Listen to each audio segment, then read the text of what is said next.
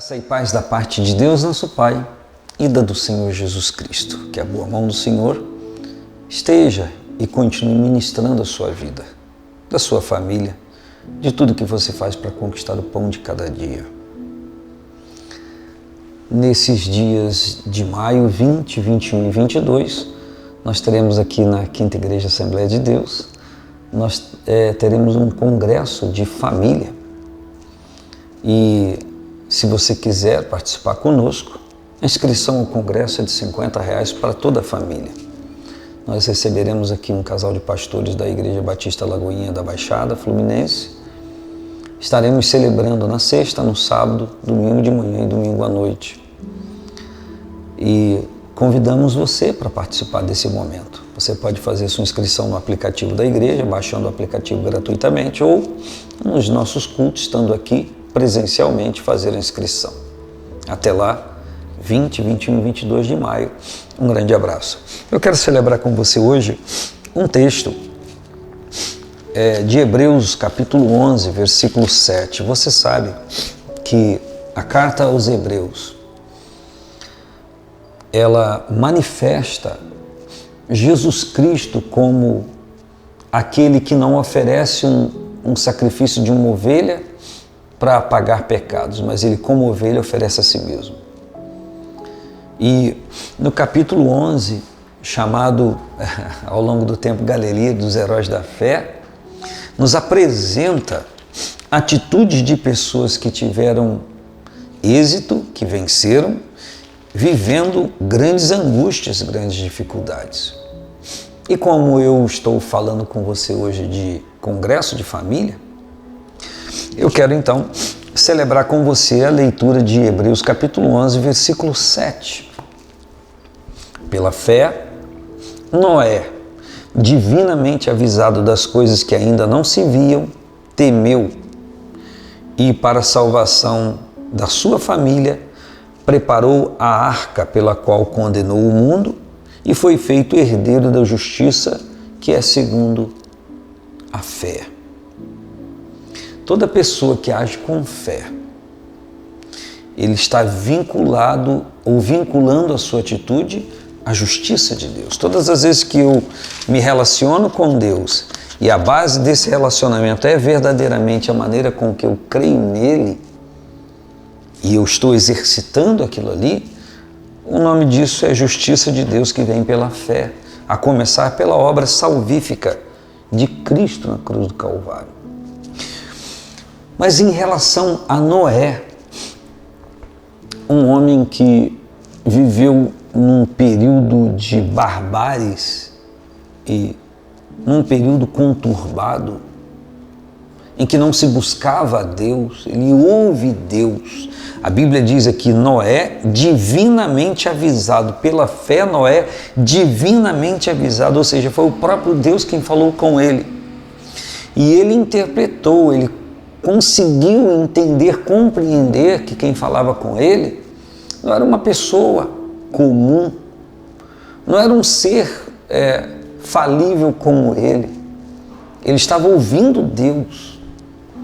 E a consequência na sua vida de ouvir Deus foi obedecer à voz de Deus, que era inusitada para aquele momento. Olha o que o texto diz: Noé, divinamente avisado das coisas que ainda não se viam. Chover sobre a terra, um dilúvio que ia cobrir tudo. Uma coisa totalmente inusitada. Ainda que no tempo de Noé subiu um vapor da terra que regava a própria terra, mas essa questão de chuva nessa proporção jamais imaginado, jamais considerado, jamais concebido. Mas Noé creu. Por que ele creu? Porque ele foi divinamente avisado. Mas quantas pessoas são divinamente avisadas e não creem? O problema todo é nós considerarmos a pessoa que traz a mensagem. Você recebe uma carta na sua casa da pessoa mais importante para você. Você olha para o carteiro e fala assim, não creio nessa mensagem, eu nem te conheço. Você não está interessado nisso. Está interessado em saber que a carta chegou para você, de quem ela é, quem enviou e o conteúdo da carta. Pois é, às vezes nós rejeitamos a palavra de Deus, a mensagem do Senhor, porque consideramos o carteiro, o mensageiro, enquanto o que importa é quem enviou a mensagem e qual o conteúdo da mensagem e o que ela tem a dizer para nós. Tem muitas famílias padecendo hoje, simplesmente porque os chefes da casa, o esposo, a esposa, ou o esposo que às vezes se diz eu sou o chefe aqui, não traz para sua família uma mensagem divina. Os avisos que traz para sua família é daquilo que ele ouve no trabalho, dos seus temores naturais, e não traz uma mensagem divina para edificar a sua casa, para dar estrutura à sua família.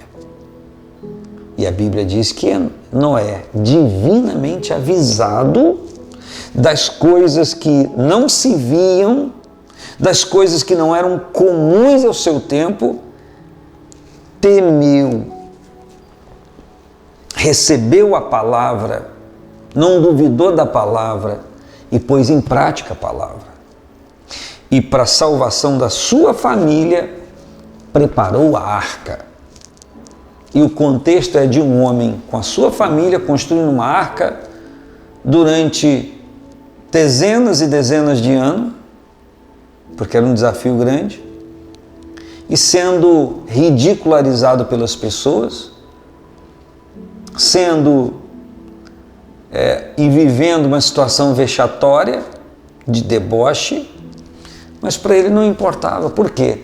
Porque ele tinha uma mensagem divina. Ele recebeu uma palavra de Deus e ele temeu, ou seja, atribuiu àquela mensagem uma origem divina. E mesmo que o evento que Deus disse que havia de acontecer, o dilúvio, era uma coisa de louco, de maluco, humanamente falando, não dava para acreditar, ele continuou apregoando. A Bíblia o chama de apregoeiro da justiça.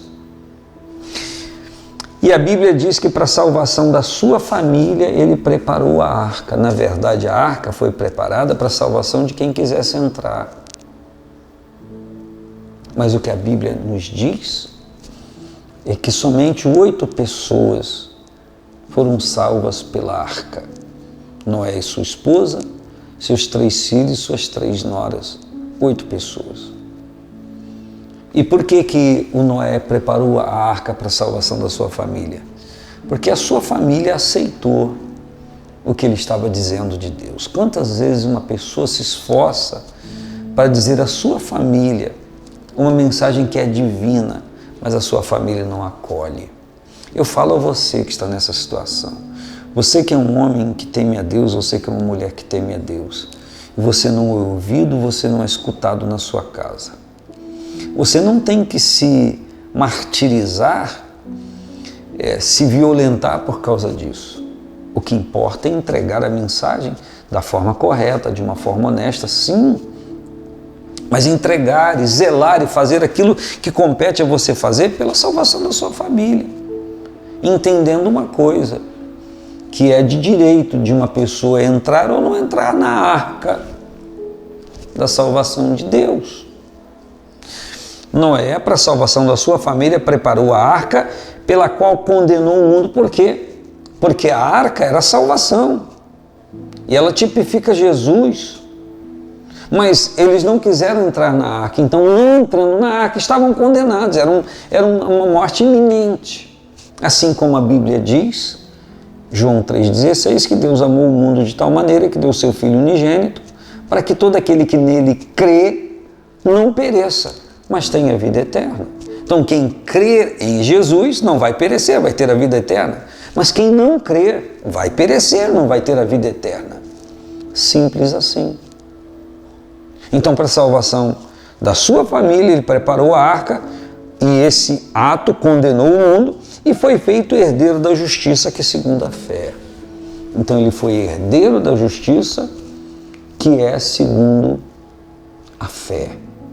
Você pode ser herdeiro da justiça, que é segundo a fé. Estou levando um pouquinho mais de tempo hoje nessa palavra, espero a sua compreensão, para dizer a você que Deus quer te usar. E existem na família de todo mundo gente com coração duro. Então Deus vai usar para coisas inéditas. Você não pode se desgastar com aquelas pessoas que não vão crer na mensagem.